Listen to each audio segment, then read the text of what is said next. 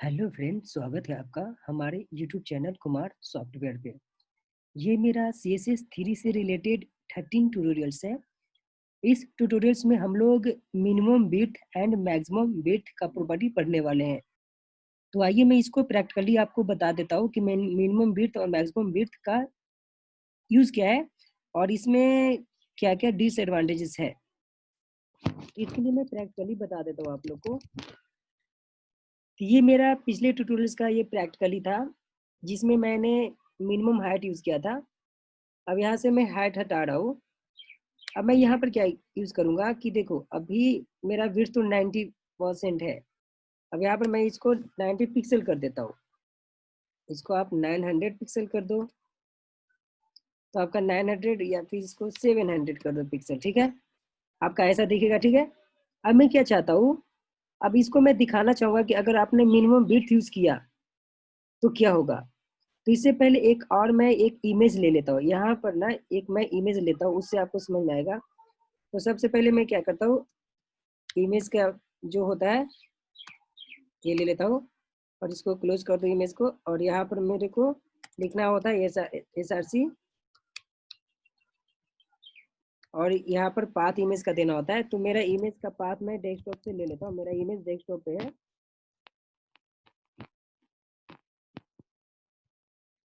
यहाँ पर मैंने इमेज, ये जो मेरा G.jpg इमेज है, इसका पाथ ले लेता हूँ। तो सबसे पहले मैं पाथ यहाँ से कॉपी करना पड़ेगा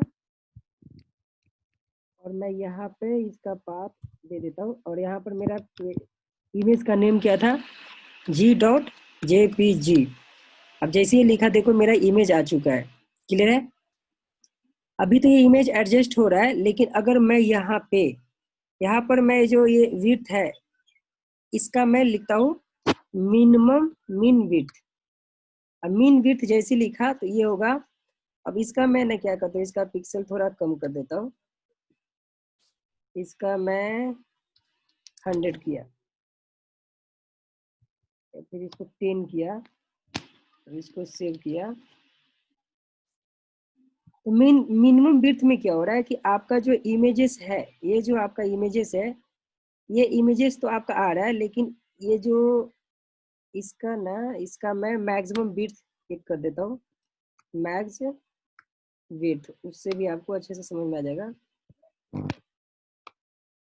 मैक्स विड्थ मैंने 10 पिक्सल किया। अब यहाँ पर इसको और ज्यादा कर देता हूँ। यहाँ पर आप समझने की कोशिश करना कि मैं क्या करने जा रहा हूँ, ध्यान देना आप ध्यान से। अब जैसे देखो, मैंने मैक्सिमम विड्थ 30 पिक्सल किया, तो ये जो मेरा इमेज है ना, ये विड्थ से मतलब कि ये जो डीप से बाहर जा रहा है। क्लियर है। ये इसमें एक प्रॉब्लम ये आ रही है कि मैक्सिमम विड्थ आपका जो 30 है ना, ये 30 तक ही ले रहा है। अदरवाइज ये बाहर, अगर आपका इमेज बड़ा होगा तो ये इमेज बाहर चला जा रहा है। तो अगर मान लो कि यहाँ पर मैंने विड्थ 50 किया, या फिर यहाँ पर मेरे 70 किया, इसको और ज्यादा करना, 100 किया और ज्यादा कर दो, 5 किया, 500। अब मैंने 500 किया, तो अब डिव के अंदर में आ रहा है। अदरवाइज ये मैक्सिमम बिट जितना दोगे उतना ही रहेगा। अदरवाइज अगर आपका इमेज बड़ा है तो आपका ओवरफ्लो हो जाता है इमेज। इसीलिए इस इमेज को भी मैं थोड़ा यहाँ पे रिस्पॉन्सिव बना देता हूँ। तो इमेज को रिस्पॉन्सिव बनाने के लिए आपको यहाँ पर लिखना पड़ता है IMG। इसको ओपन टैग करो, क्लोज टैग करो, और यहाँ पर इसका विड्थ आप 100 दे दो, 100 पिक्सल, या फिर इसको परसेंटेज में दे दिया। अब देखो ये ऑटोमेटिक ये मेरा रिस्पॉन्सिव हो गया कि जितना विड्थ रहेगा उतना आपका हाइट भी मतलब कि इमेजेस आ जाएगा। ठीक है। तो यहाँ पर मैं ये बात जो बताने जा रहा हूँ कि मिनिमम विड्थ 10 है और मैक्सिमम विड्थ 500 है।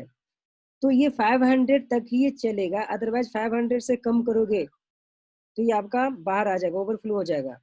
ठीक है। और वैसे ही आपका मिनिमम विड्थ 10 तक ही चलेगा। अब जैसे इसको आप छोटा करते जाओगे ना, इसको जितना आप छोटा करोगे, इसको स्क्रॉल करके छोटा करोगे, तो ये आपका मिनिमम 10 पिक्सल तक ही इमेज रहेगा। उसके बाद ये रिस्पॉन्सिव नहीं होगा। और मैक्सिमम आपका 500 पिक्सल ही रहेगा, उसके बाद रिस्पॉन्सिव नहीं होगा। ये था आपका मिनिमम विड्थ और मैक्सिमम विड्थ। आई होप कि ये पॉइंट सब समझ में आ चुका होगा। अगर जिनको प्रॉब्लम हो रही है तो इससे पहले मेरा पिछले ट्यूटोरियल्स देख लेना, उसमें मैंने ओनली विड्थ बताया था कि विड्थ में और मिनिमम विड्थ, मैक्सिमम विड्थ में डिफरेंट क्या है, उससे आपको समझ में आ जाएगा।